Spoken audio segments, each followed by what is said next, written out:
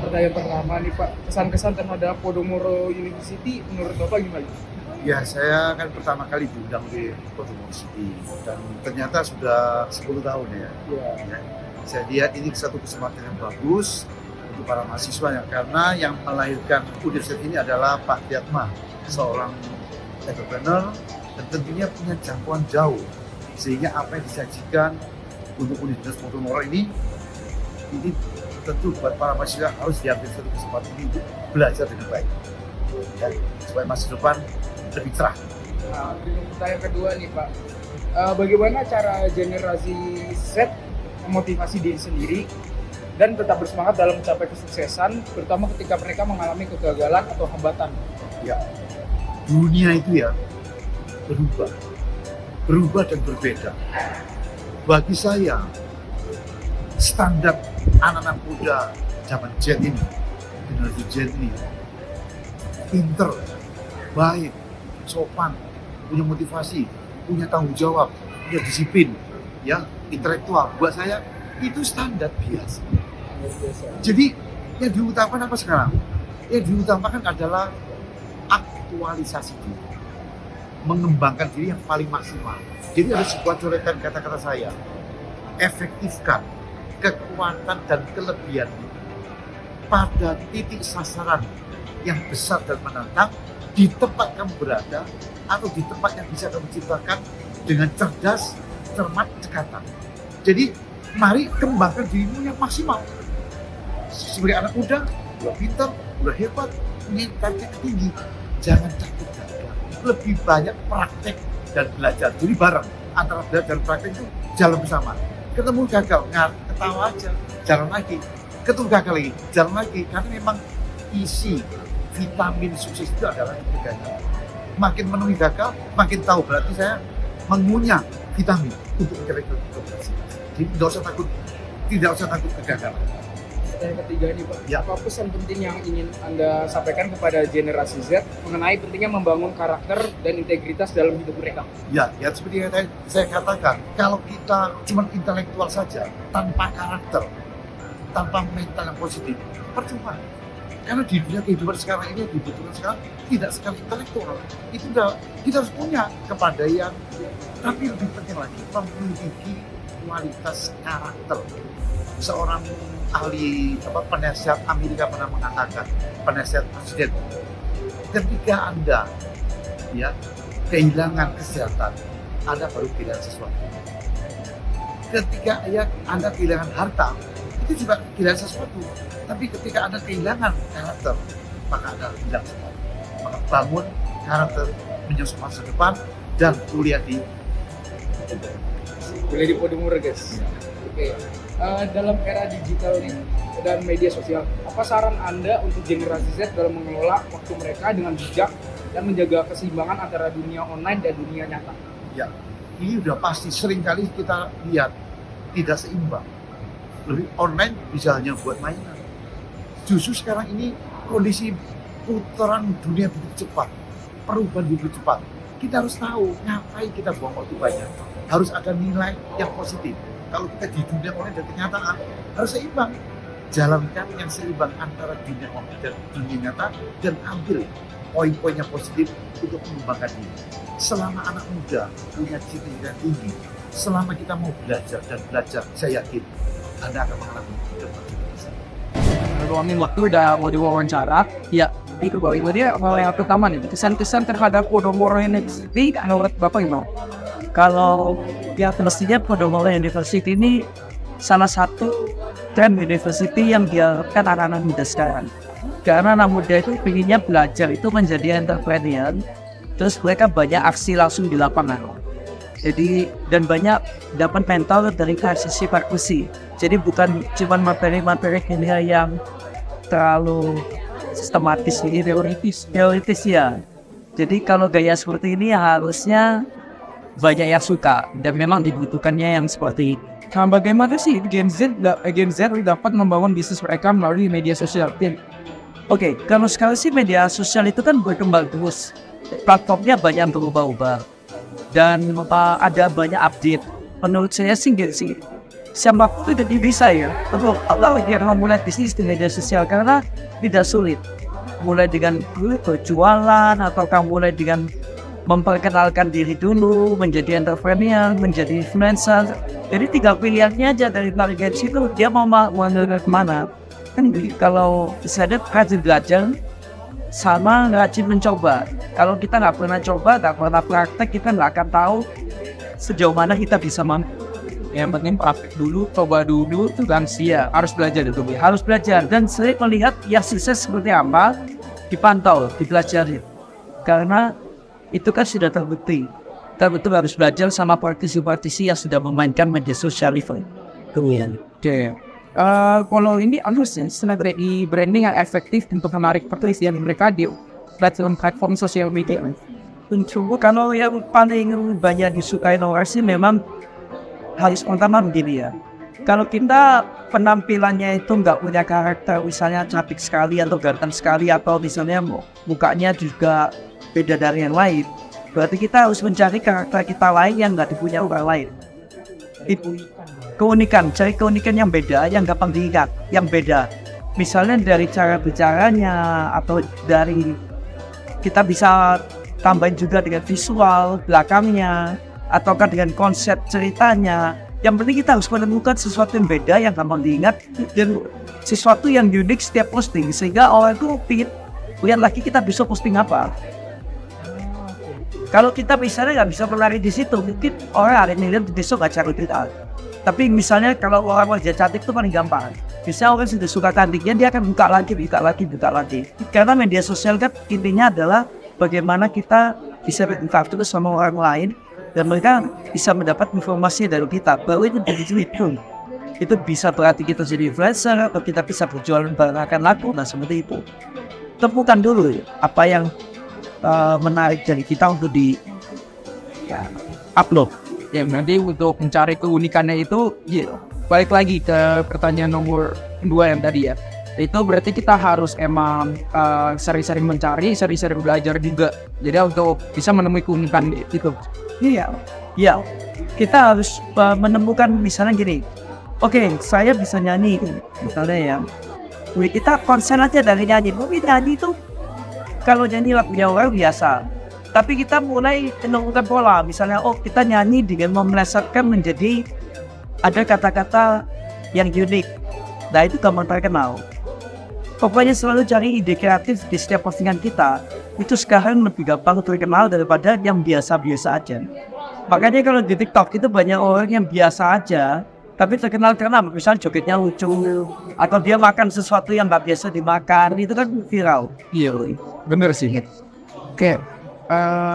Apa deh cara Bapak ikut generasi Z dalam hal manajemen waktu, produktivitas, dan keseimbangan antara pekerjaan dan kehidupan pribadi dalam dunia yang terus berubah dan selalu dipenuhi secara online?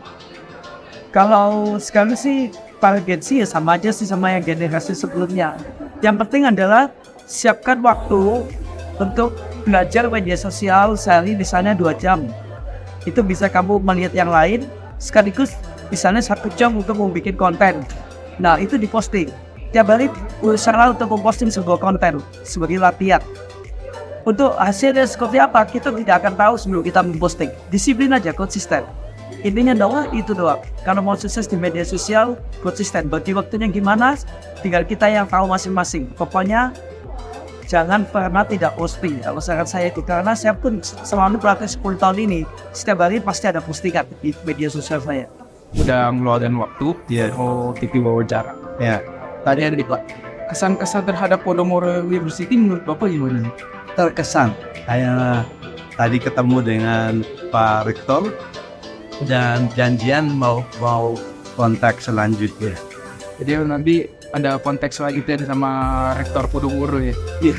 Artinya saya melihat kemungkinan bersinergi dengan Podomoro University dan melihat fasilitas dan persiapan dan penyelenggaraan sudah menjadi petunjuk betapa baik persiapan dan mutunya ya. Terima kasih. Sama-sama. Ya.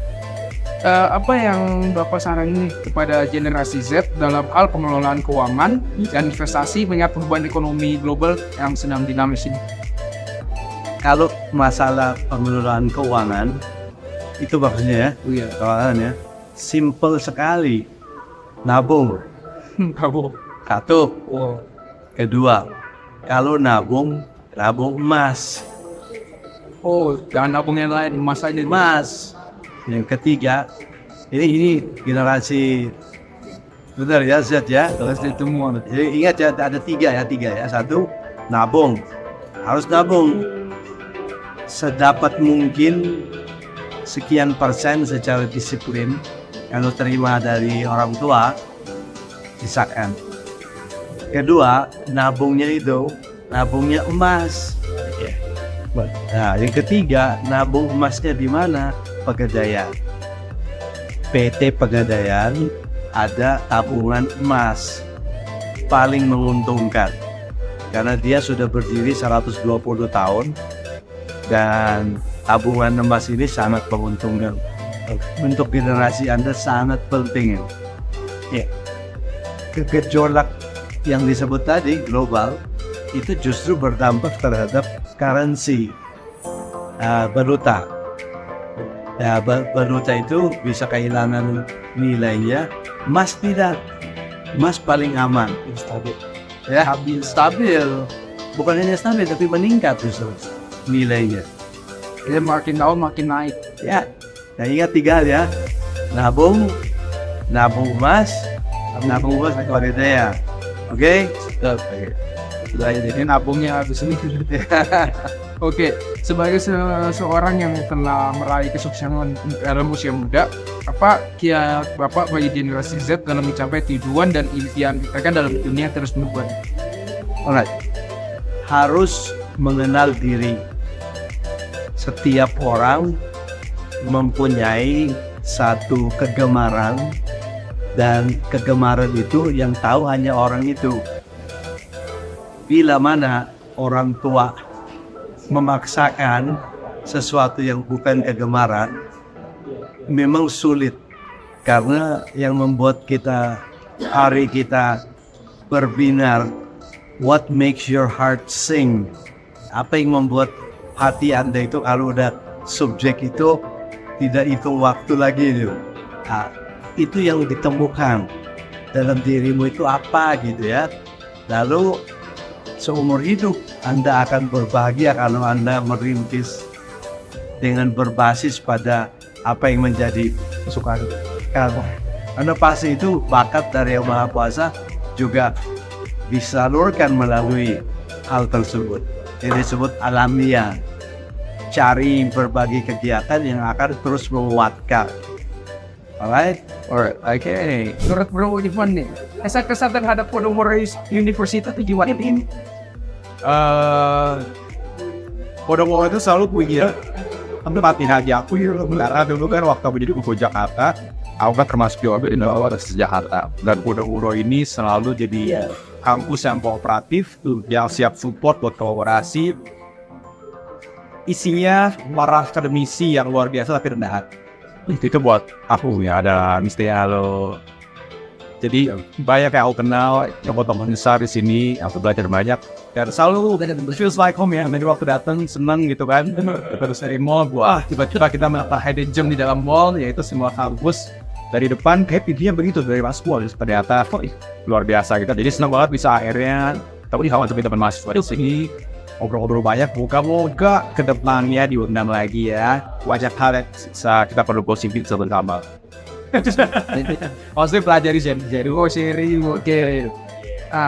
Jadinya bisa gak nih, Bro Ivan nih bagi tips nih atau strategi yang membantu kita nih mengelola stres, kecemasan, mungkin dirasakan oleh generasi sih. Intinya gini, pernah stres ya? Pengalaman ini langsung, enak. Iya. Semua pasti pernah ya, aku pun gitu. Stres itu memang alami, kita wajar atau kita alami. Namanya hidup, kita punya pikiran, kita maju. Kita kayak struggle banget, gimana sih? Kayak kita berusaha berbagai macam jurus, kayak nggak maju-maju lah, berhasil. Tapi kita harus sadar juga satu hal, stres itu baik buat kita mawas diri. Kalau bisa nggak boleh berjuang, boleh berarti. Tapi stres yang terusan itu nggak menyelesaikan masalah. Jadi lebih baik kalau misalnya aku udah berjuang banget, tapi kamu merasa ya, kamu belum menemukan satu way out dari suatu challenge atau suatu problem yang kamu hadapi, take a break. Jangan pernah takut untuk memutuskan kayaknya gue perlu istirahat dulu. Istilahnya di agama yang aku percaya di hari ke-7 Tuhan juga ada hari Sabat. Beristirahat ya. Jadi jangan kita harus pelajari. Kita ada bekerja, kita kerja keras harus ke panggilan kita. Itu darah kita tuh kerja. Gitu. Tapi masalahnya kamu harus ada waktu untuk istirahat. Ibaratnya bukan kamu dia, Pak. Tapi kamu harus tarik ke belakang. Sebelum akhirnya kamu batin tes lesson ke depan. Dengan kamu break, kamu tuh refreshing sebentar. Oke, jadi kamu ketemu ide-ide yang tadi kamu harus pikir karena kamu lemot banget.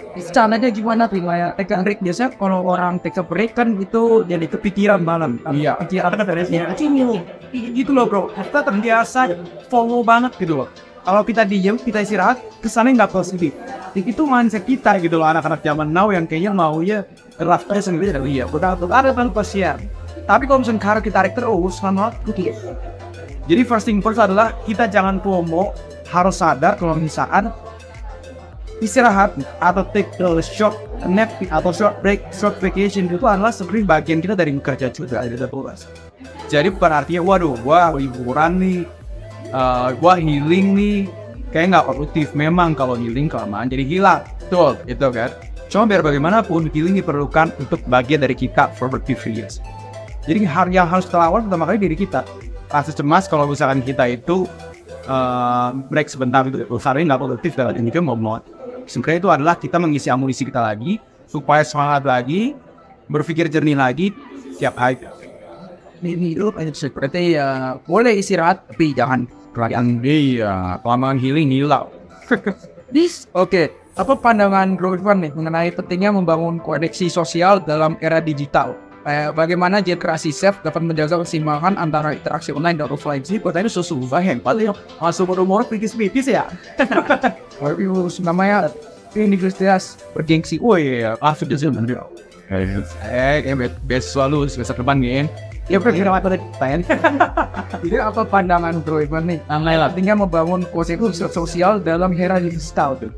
Koneksi sosial dalam bentuk apa? Apakah tiba-tiba ada Twitter, traffic nih suatu apa atau gimana nih? Itu koneksi sosial dong. Iya, salah sih. Tapi apa yang kamu maksud nih koneksi sosial? Mungkin untuk koneksinya mungkin kayak sebenarnya untuk pengenalan terhadap atau sosialisasi ya tuh. Nah itu seberapa pentingnya? Penting dalam era media sosial. Sekarang gini, prinsipnya sekarang era kolaborasi. Di saat kita harus bergandengan tangan. Kalau kita satu orang aja misalnya bisa melakukan suatu karya luar biasa. Berarti kan semua harus kolaborasi nih. Pasti akan menghasilkan sesuatu yang luar biasa juga. Tapi pertanyaannya gimana kolaborasi ini bisa terbentuk tanpa tuh sebuah relation yang dimulai dari sebuah networking. Networking bisa ya kita ngobrol ya. Kita gimana networking udah kamu kenal aku. Mungkin kedepannya bisa ada kolaborasi antara aku dan tetap sering ngobrol. Dan nggak tahu kita ngobrol sesudah ini bisa kan. Nah, memang networking itu pada akhirnya bisa melalui langsung SNI atau memang bisa dipermudah juga melalui sosial media sosial. Terbuka. Memang buat saat itu artinya, wah, gue pengen ini aku udah networking sama David Beckham, gue follow, gue DM-in, terus itu kan, ya nggak gitu juga caranya gitu loh. Cuma memang ada momen tertentu kayak misalkan, oh ya udah deh, kita follow beliau dulu, misalnya itu sama kita ngendor beliau, kita pengen belajar dari beliau kan. Kalau misalkan beliau, akhirnya nanti misalnya di Podomoro kita bisa nanti mau belajar dari beliau datang. Terus kalau berkesempatan itu kan bagian dari networking gitu. Kita pengen kenal sama lu, gue harus siap nih kenal sama Tuhan. Kita semua profes. Dan menurut aku pada akhirnya itu bisa menjadi suatu relasi organik. Jadi bukan gue kenal lu karena gue pengen gain something dari lu. Oh gue mau ini nih supaya gue bisa dapet khusus di Podomoro. Nggak serta-merta begitu kan. Tapi yang kita pupuk karena Freddy itu ada yang true relation. Dan menurut aku itulah jadi bahasa yang buatin dong kita pada akhirnya berkolaborasi bener. Tapi jelas bisa dibuat dari sini. Yes. Bagaimana sih generasi Z dapat memanfaatkan teknologi dan inovasi untuk menciptakan peluang dan meraih kesuksesan dalam berbagai bidang termasuk intensif pendidikan, bisnis dan komoditi. Sekarang aku rasa gini, aku rasa generasi Z itu adalah generasi yang benar-benar paling akrab sama digital. Karena waktu lahir, yang aku lihat itu adalah Tetris, bukan iPad. Berbeda sama anak-anak sekarang, ya tiba-tiba dikasih iPad. Dia susah makan, nangis-nangis, emaknya supaya dia kasih iPad. Ya kan? Jadi harus secara digital saving, mereka tuh udah pasti gitu. Sekarang permasalahan yang menurut aku tantangannya, menciptakan peluang mereka pasti bisa. Karena mereka jauh lebih kreatif daripada aku nih, yang belajar kemudian untuk aktif di sosial media. Tapi pertanyaannya, tantangannya adalah bagaimana kita bisa beretika dan tahu batasan-batasan television. Itu menurut aku tantangan terbesar untuk masalah Gen Z lah. Gen Z kalau masalah menemukan peluang, kreatif, mereka udah juara. Tapi kalau itu bisa diperlengkapi dengan etika, tentu bisa diperlengkapi dengan cara wawasan yang memang comprehensive, itu akan jadi satu paket yang pada akhirnya bukan sekedar menjadi orang itu bisa berhasil secara ya, tapi bikin benar. Itu menurut aku. Berarti emang Gen Z pentingnya itu belajar etika dalam sosial media. Bisa menurut aku lebih ini ngarah situ sekarang. Gitu. Karena kan kita sekarang tuh seiring kita dekat dengan teknologi, orang tuh semakin individual. Ya kan, dulu zaman belum ada handphone, ya kita benar-benar kalau bisa lagi ke resto, bareng-bareng. Ya sekarang mau ngapain? Pada itu aja di kamar bos. Iya, masalah ide, aku yakin Gen Z udah juaranya lah. Ya, mereka udah digital savvy banget. Tapi kalau misalnya kita bisa seimbangkan, ya, sama etika, ini sih wawasan kita, kita bisa menjat momen, gak asal komen doang, yang penting viral, tapi kita bisa bertanggung jawab sobre apa yang kita omongin. Itu ini not to SCT. Dulu dari dia bagus lah untuk buat ini. Oke, thank you bro buat insight-nya nih. Karena buat penutup, bisa tidak. Lu bosen nggak mau sih? Bosen gak mau deh. Udah dia sudah pegel kan? Ini udah. Kasihan kamera. Untuk penutup nih, ya bisa tolong sebutin Podomoro University where future entrepreneurs begin. Begitu balik tadi. Hati-hati boleh Podomoro University Where future entrepreneurs begin. where future entrepreneurs begin. Yeah. Podomoro University where future entrepreneurs begin. Satu, dua, tiga. Podomoro University. Podomoro University. Podomoro University. Podomoro University. Where future entrepreneurs begin. Where future entrepreneurs begin. Where future entrepreneurs begin. Where future entrepreneurs begin.